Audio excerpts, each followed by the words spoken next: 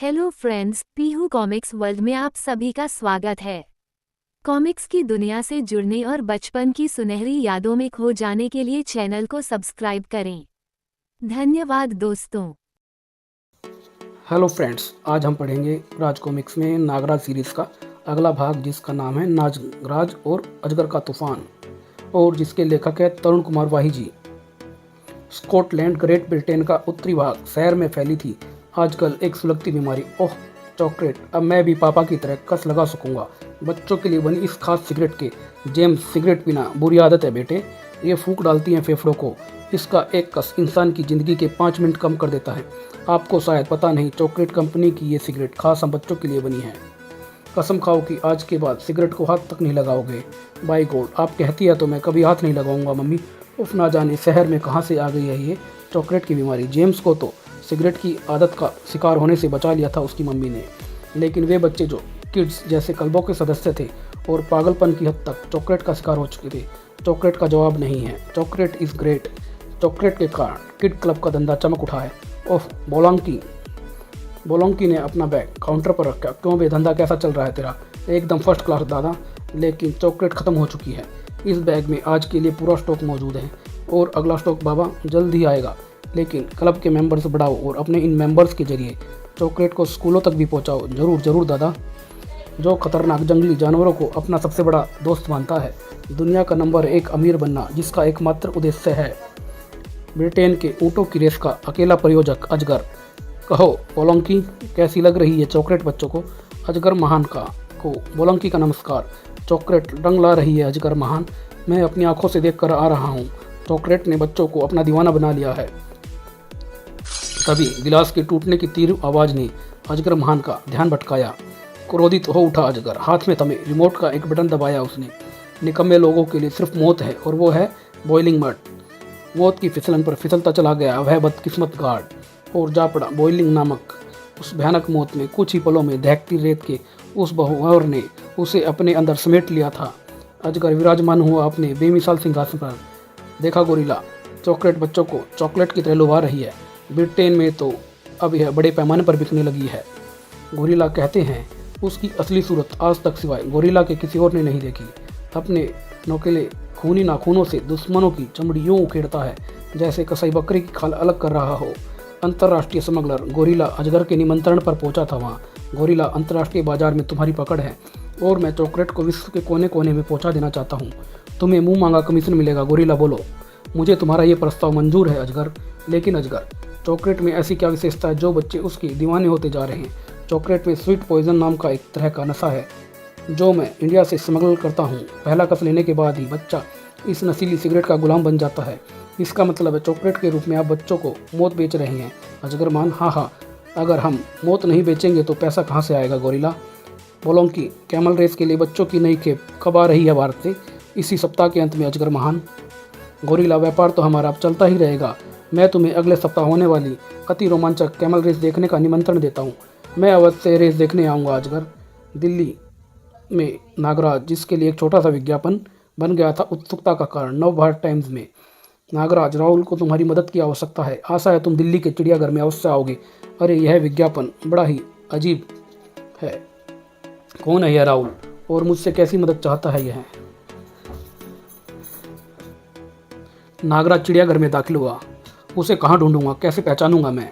उसी समय पकड़ो उसे, वह रहा।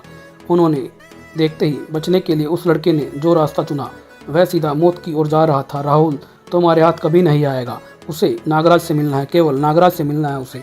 शिकार की गंध पाकर सुस्ता रहे जंगल के राजा के मुंह से निकली खूनी गुर्राहट। चलो अच्छा हुआ, अब हमारा काम ये शेर निपटा देगा। किसको अब यहाँ से जल्दी। चिड़ियाघर में आए बच्चों व दर्शकों के रोंगटे खड़े हो गए उस भयानक दृश्य की कल्पना करके ही। चिड़ियाघर के शेर अक्सर भूखे होते हैं, अब ये नहीं बचने वाला। नहीं, कितना मासूम बच्चा है ये, भीतर कैसे गिरा? माँ, क्या वह शेर उसे खा जाएगा?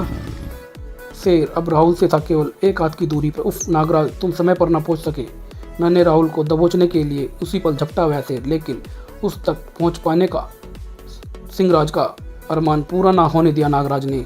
जंगल के राजा को एक मासूम बच्चे पर अपनी शक्ति का प्रदर्शन नहीं करना चाहिए। सिंहराज प्रसन्नता से खिल उठा। राहुल का चेहरा भी। नागराज तुम आ गए। नागराज सिंहराज के साथ नीचे लुढ़क गया।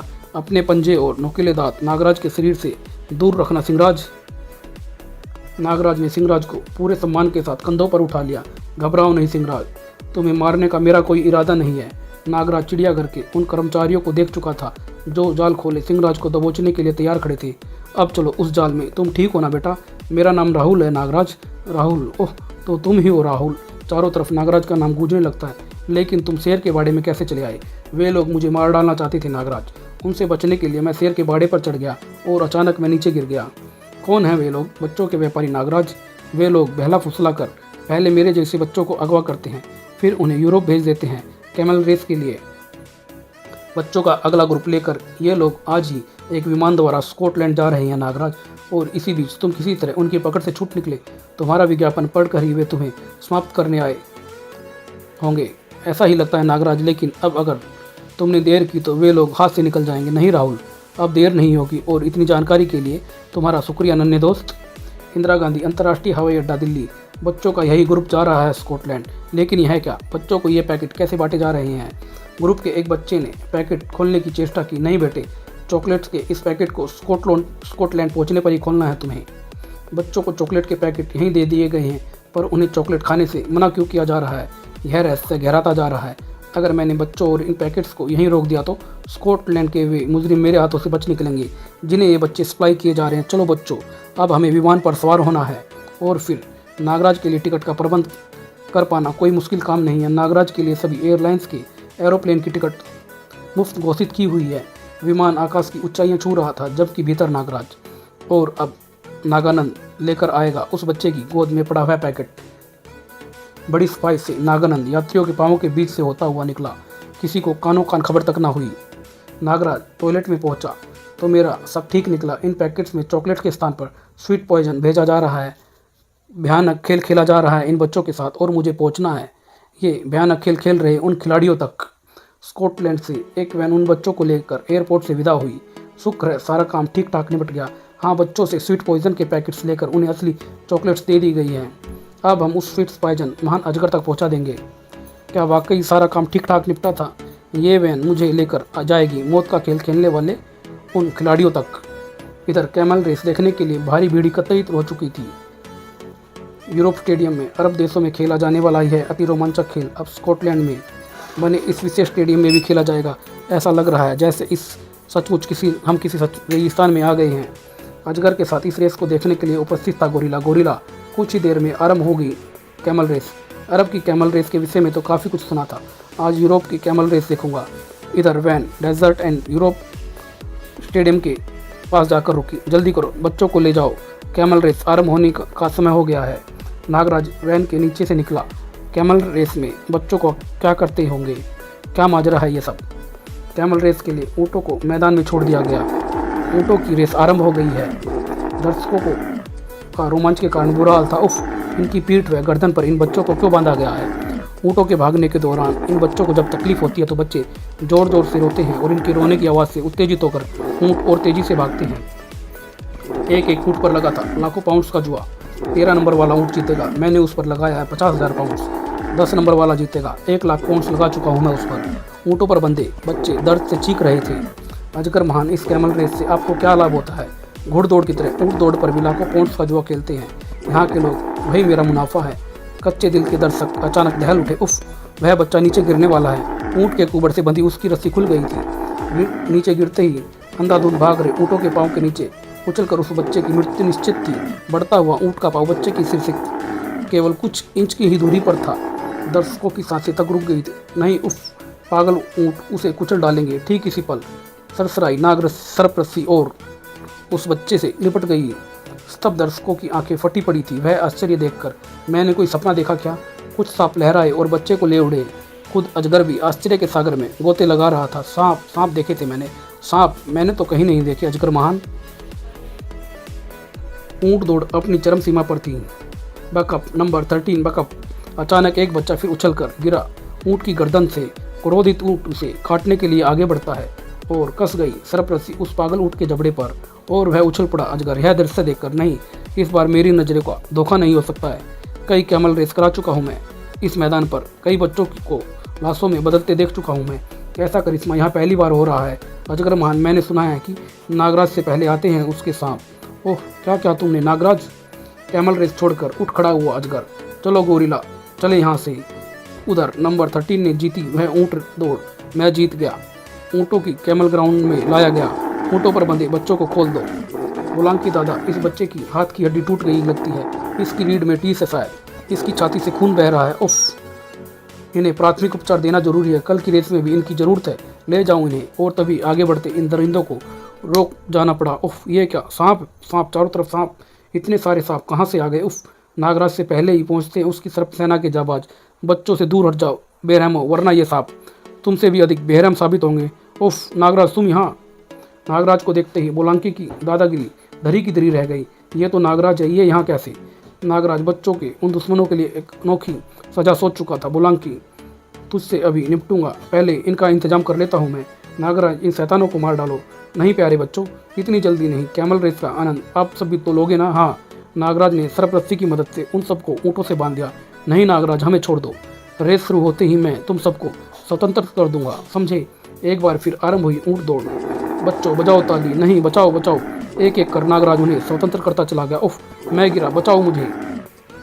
ऊँट भी अपने दुश्मनों को खूब सजा दे रहे थे। अब बारी थी बुलांकी की। बुलांकी कैमल रेस की आड़ में खेला जाने वाला जुआ और अपहृत बच्चों के जरिए भारत से स्मगल किया गया स्वीट पॉइजन। कौन है इन सब के पीछे। नागराज का संकेत पाकर सर्प बुरी तरह फुकारा। इसका विष अगली सांस तुम्हारे गले को में रोक देगा। मौत के भय से टूट गया बुलांकी। नागराज, उसका नाम अजगर है। उफ, इसे क्या हुआ। उसी पर उछलकर पीछे हट गया नागराज। उफ, यह क्या। नागराज, आह, ये अजगर का तूफान है, अब मैं नहीं बचूंगा। स्वीट पॉइजन, उफ, चॉकलेट, आह, ये क्या हुआ इसे। नागराज के देखते ही देखते बुलांकी लाश में तब्दील हो चुका था। बुलांकी को गद्दारी की सजा देकर अजगर का तूफान गायब हो गया। स्कॉटलैंड में अब अजगर होगा मेरा अगला शिकार। नागराज उन बच्चों के निकट पहुंचा। डरो नहीं बच्चों, अब और कैमल रेस नहीं होगी इस डेजर्ट इन यूरोप में। नागराज का ये वादा है दुनिया भर के बच्चों से। नागराज उन सब बच्चों को लेकर पहुंचा प्रिंसेस स्ट्रीट पर होटल कैलेडोरिनियम में। लेकिन इन नादान बच्चों को यहाँ किसी के संरक्षण की हर पल आवश्यकता रहेगी। जब तक मैं अजगर का खात्मा नहीं कर देता इन बच्चों को इस होटल में ही रखना ठीक होगा। तब नागराज के मस्तिष्क में गूंजा एक नाम, सोडांगी। हाँ, सोडांगी से अच्छा संरक्षक मुझे इस वक्त नहीं मिल सकता इन बच्चों के लिए। अपने जिस्म में वास करती इच्छाधारी नागिन सोडांगी को पुकारा नागराज ने।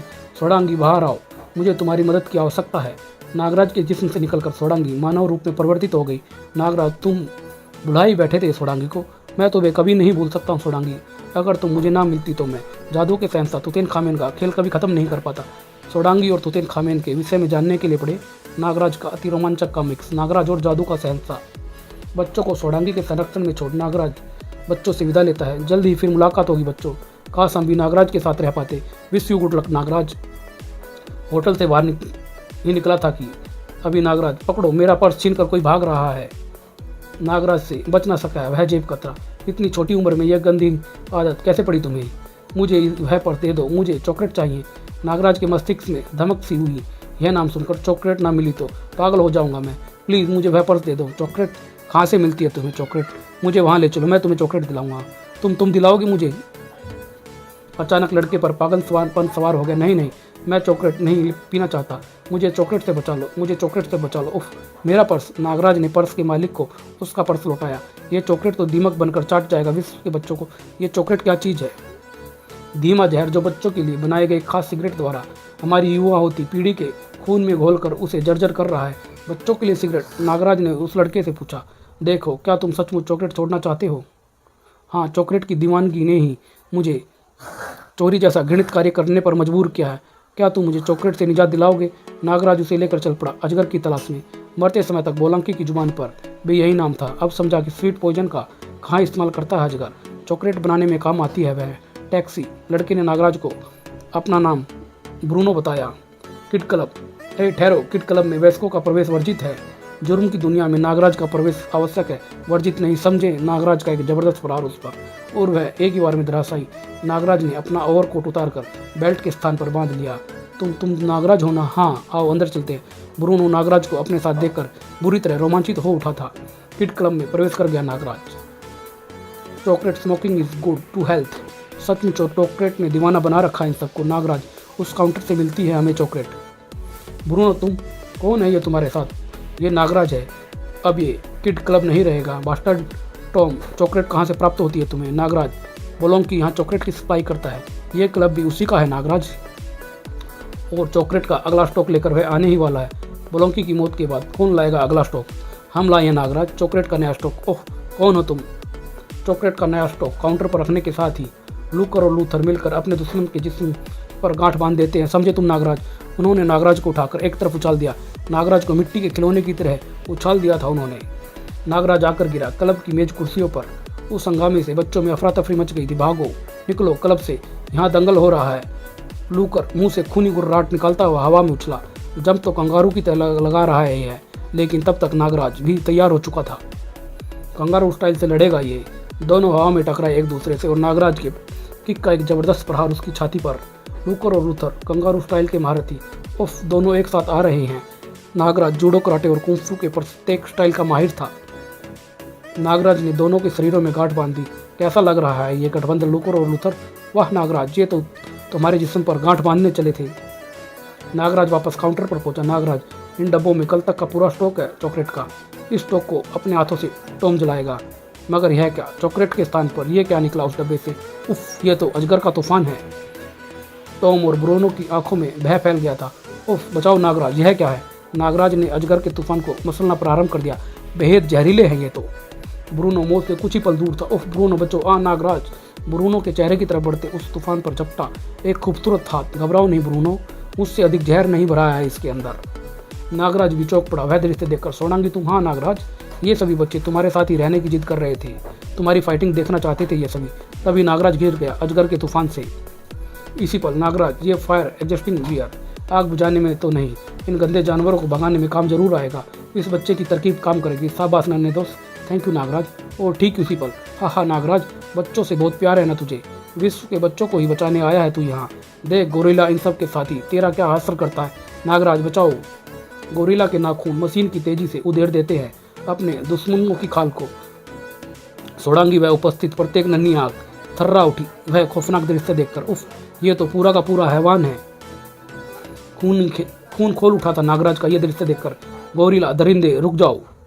गोरिल्ला, बच्चों में आतंक मचा दिया है उसने। हा, तुम सब की चमड़ी उधेड़ डालूंगा मैं। ओह बचाओ मुझे। सोडांगी क्रोध से पागल हो उठी। दरिंदे, हाथ मत लगाना इन मासूमों को। आंटी बचाओ मुझे। गोरिल्ला के नाखून सोडांगी का चेहरा आलू के छिलके की तरह छील डालना चाहते थे, मगर नागराज के होते यह संभव नहीं था। नागराज, तेरे नाखून ही तोड़ डालूंगा गोरिल्ला। नागराज ने गोरिल्ला का नाखून पकड़कर उखाड़ दिया। एक ने की शरारत, नागराज की खाल उधेड़ेगा तू? उसने गोरिल्ला को काट खाया पीछे से। दूसरा भी कम ना था। अंकल गोरिल्ला, आपके दिमाग की गर्मी को यह ठंडा करेगा। गोरिल्ला, जिसका चेहरा आज तक सिवाय गोरिल्ला के किसी और ने नहीं देखा था, आज सबके सामने बेनकाब हो गया था। नागराज, मैं तुम सबको मार डालूंगा। गोरिल्ला नागराज पर झपटा, लेकिन तभी नागराज, ये मेरा शिकार नहीं सोडांगी, इसे मारना मत। सोडांगी लिपट गई उसकी गर्दन से।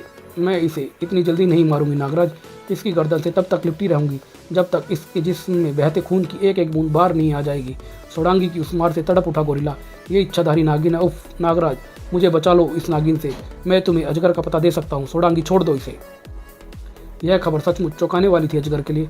क्या कहा गोरिल्ला? नागराज ने मार डाला हमारे साथियों को? हाँ अजगर, और अब नंबर है तुम्हारा। क्या बकते हो तुम गोरिल्ला? तभी सोडांगी आकर लिपट गई गोरिल्ला से। शायद मुझे देखकर यकीन आ जाए अजगर तुम्हें। उफ नागराज, तुम यहाँ। एक पल भी व्यर्थ नहीं किया था अजगर ने। नागराज, अजगर से पहले तुझे टकराना होगा अजगर के भयानक तूफान से। नागराज भी तैयार था उस तूफान से टकराने के लिए। बाहर निकलो मेरे जाबाज सिपाहियों। नागराज की सख्त सेना अपने शत्रु को तड़पाने का भी मौका नहीं देती है। नागराज का एक बार भी नहीं सह सकी वह उड़ती मौत।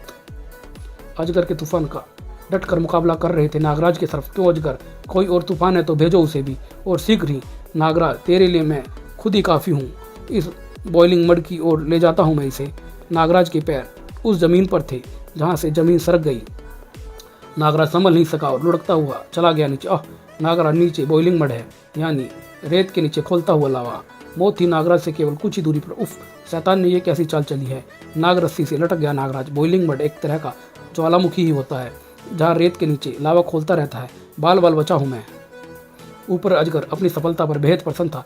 किसे पता था कि नागराज को मारने का श्रेय मुझे मिलेगा। और तभी उफ, यह क्या सांप!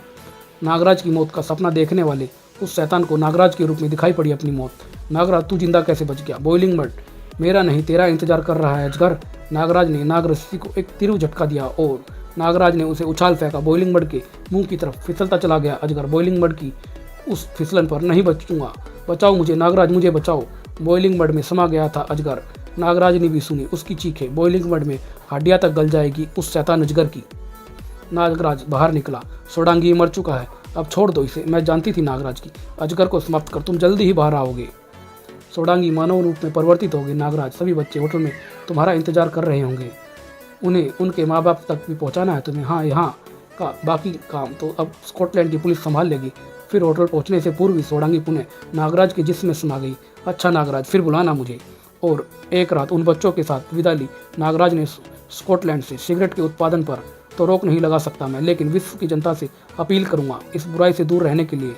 से नो टू स्मोकिंग। और यह अंक यहीं समाप्त होता है। धन्यवाद दोस्तों।